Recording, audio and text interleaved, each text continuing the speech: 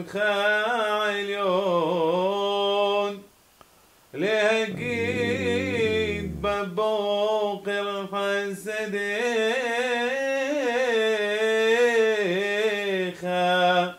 ואמונתך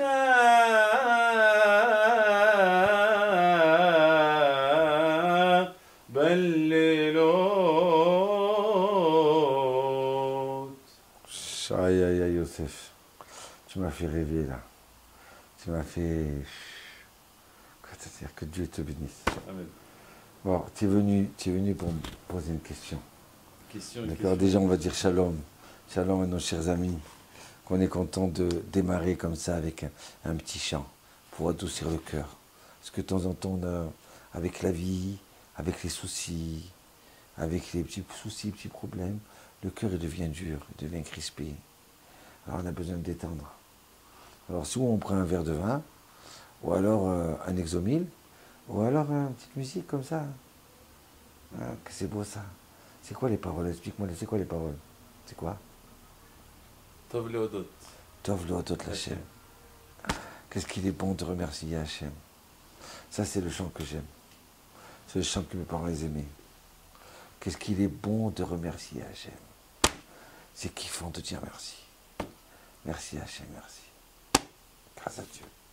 Je respire, je parle. Je viens de revenir d'un hôpital là-bas, où dans cet hôpital, les gens ils sont dans le coma. Tous dans le coma. Alors ils sont comme ça. Ils ne parlent pas, ils ne bougent pas. Tu sors de là-bas, tu dis, mais j'ouvre les yeux. Le fils il disait, papa, papa, ouvre les yeux, papa, dis bonjour, ils sont tous venus te voir. Toute la yeshiva, ils sont venus prier pour toi. D'accord, dis bonjour, dis merci, papa. Le pauvre, il ne répondait pas. Et merci Hachem. Shmuel Claude Chaim Ben Mouni, il va répondre. On va entendre de bonnes nouvelles. Amen. Donc alors, Bémet, tu as envie de remercier Dieu. Tu marches, tu parles, tu vis, tu respires. Tu as chanté la chanson qu'il fallait aujourd'hui. Que Dieu te bénisse. Ouais. Alors, mon cher Youssef, bon, alors, quelle question tu as? À part que je vais trouver la Kala. La Kala, elle va venir, t'inquiète pas, avec l'aide de Dieu. Attention. Alors, c'était quoi la question? Une question très compliquée et très ambiguë. Oui. Lama Are Roim Arbe Anashim Baolam. En français, en français, en Il français. y a des gens, on les voit, ils font des bonnes choses, des bonnes actions, d'autres moins bonnes choses, etc. La question c'est pourquoi Racha Vetovlo Tzadik Veralo. C'est-à-dire les personnes qui ne font pas de très bonnes actions ou qui ne font pas du tout de bonnes actions, tout leur va, ils réussissent tout ce qu'ils font. Et les tzadikim, ceux qui s'occupent des bonnes choses, des mitzvot, font la Torah, etc., ils sont dans des situations difficiles et souvent très difficiles à supporter. D'accord. Mon cher Youssef Zitoun, tu as posé une question. En vérité, pour moi, c'est une colle. Parce que moi, je suis tout petit. Hein. Il y a des gens beaucoup plus grands qui ont posé la question. Tu sais qui c'est qui a posé cette question? Mon cher Rabbeinu. Moïse. Il a posé la question à Dieu. Dans la Gemara Brachot, la page numéro 7. En bas. Moshe dit à Dieu, je ne comprends pas. Je veux comprendre. Il n'a pas dit, je ne suis pas d'accord. D'accord? Il n'a pas dit, j'envoie tout en l'air. Il a dit, je veux comprendre. Comme un élève, il demande à son rave. Rave, il y a des choses qui me brouillent. Je ne veux pas décider de moi-même. Ce qui est vrai, ce qui n'est pas vrai. Dirige-moi, toi. Ouvre-moi mes yeux. Donc Moshe, il vient, il dit à Hachem, mon Dieu, pourquoi le juste, il souffre? Et le méchant, tu le vois, qui fait la fête. Tout est bon pour lui, tout lui réussit pour lui. Je ne comprends pas. Il demande Moshe, il dit, je ne comprends pas. Pourquoi tu vois des gens, ils sont méchants, ils sont irascibles. C'est des voleurs, des bandits, des tueurs. Ils ne font pas les mitzvot, ils ne font pas Shabbat. Au contraire, ils salissent le nom du peuple d'Israël. Ils salissent ton nom. Et toi, tu les fais réussir. Et de l'autre côté, des fois, tu as des tzadikim. Tu les vois, c'est des bonbons, des gens purs, gentils, dans les mitzvot, quelle concentration. Ils ne font pas du mal à une mouche. Ils ont peur de parler, de froisser d'autres personnes. Et tu les vois, ces gens-là, en train de souffrir, les pauvres. Je comprends pas. Je comprends pas. Comme ça, il dit Moshe. Alors, dis-moi, ta question, elle est essentielle. Et on la retrouve dans la paracha. Dans la paracha, mesdames et messieurs, Lot, il a un petit conflit avec Abraham Avinu. Alors, Abraham, il dit, tu sais, on est des frères, on ne va pas se disputer. Ce que tu veux à gauche, tu veux aller à gauche, va à gauche. Tu veux aller à droite, va à droite. Prends le chemin, il ne faut pas qu'on reste ensemble. Ça va être la dispute. Donc il a marqué comme ça, Vaïssa Lot et Tenav, il a levé les yeux. Et qu'est-ce qu'il voit? Il voit devant lui le Jourdain. Il voit devant lui la place, le plateau du Jourdain. Il voit la Suisse israélienne. Tout est vert, tout est merveilleux, tout est bon. Il dit, c'est là-bas que je veux aller. Il arrive là-bas. Nos sages, ils disent que quand ils plantaient des fruits, les gens de là-bas. Quand ils plantaient des légumes, quand ils cueillaient du blé, ils ramassaient des diamants avec. Ils ramassaient de l'or avec. Ils étaient très riches dans cette région-là. Tout y réussissait. Alors de l'autre côté, maintenant tu vois Lot, ouais, ça y est, il est dans l'endroit le plus beau au monde, le plus riche au monde, où les gens ils sont là en train de kiffer, d'accord? Et donc alors, et il a une fille, et il a 2 filles, et là t'as Abraham, bon, ça va, grâce à Dieu au niveau finances ils sont sortis, mais il n'a pas d'enfant. Et pourquoi l'autre il est parti? Parce qu'il voyait Abraham, comment il a souffert avec la famine, comment il est descendu en Égypte, on a voulu lui prendre sa femme. C'est trop dur, trop de problèmes. Non, moi j'en ai marre d'avoir trop de problèmes. Des fois ça marche, des fois il faut prier, il faut reprier. Non, moi je veux vivre une vie tranquille. Vivre en Israël, aujourd'hui c'est la guerre, demain c'est pas la guerre, après c'est une bombe, après c'est ça. Oula, mais j'habite en Suisse. Tu travailles, tu as ta paye, tu as ta retraite tranquillement. Tu vas acheter ta baguette, tu achètes ton petit sandwich, ton morceau de viande, ça y est, tu es tranquille. L'autre il a dit, ça y est, moi je ne peux pas être qu'avec les Juifs comme ça, avec Abraham c'est trop dur.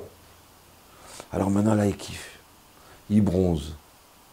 Mais tu sais comment ça s'appelle cet endroit-là où il est parti Lot? Sodome, Gomorrhe. Ça s'appelle Sodome, oui Sodome. Sodome avant, c'était tout vert. C'était l'endroit du club méditerranéen. Les plus grands hôtels du monde entier, c'était là-bas. Mais que pour eux, pas pour les autres. Pas pour les invités. Donc alors, c'était Miami. C'était ce que tu veux comme endroit, mais les gens ils étaient paisibles, tranquilles. Ils vivaient. Alors tu dis, je comprends pas. Je comprends pas. Lot, il a refusé de marcher avec Dieu. Il a dit, ça y est, j'en ai trop. Et maintenant, il va là-bas, il kiffe, et l'autre, Abraham Avinu, il n'a pas d'enfant. Il a 90 ans. Jusqu'à quand? Jusqu'à quand? Et lui, il a une fille, 2 filles, 3 filles, je sais pas, 4 filles même. Alors, c'est quoi ça? Et tu vois comme ça dans la vie. Tu vois dans la vie comme ça, tu vois ce type-là gentil, l'autre méchant. Et tu le vois avec son gros cigare en train de crâner et tout. Quoi? C'est quoi? Mercedes, Porsche, pas. Et l'autre, il n'a même pas un vélo pour marcher, pour rouler. C'est quoi ça? Il a ses jambes, c'est pas mal. Grâce à Dieu. Alors il dit, écoutez bien ça. Hein. Aïe, aïe, aïe, écoutez bien. Attends, on voit dans la paracha de Vaïra. D'accord? Paragraphe 19. Hachem, il dit aux anges, par le mérite d'Abraham, allez vite, allez à Sodome, vite. Pourquoi?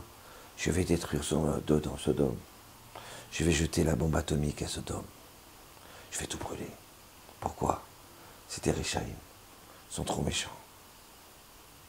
Les anges, ils viennent prendre Lot. Et voilà. Il y a marqué Lot, il dit comme ça, verset numéro 30. Vaya Lot mitsoir, et voici que Lot, il se sauve jusqu'à Tsoar. Il s'est assis là-bas avec ses deux filles. Mais il n'a plus rien. Donc alors à ce moment-là, il n'a plus rien. Il se retrouve, Sodome et Gomorrhe, tout est brûlé, d'accord?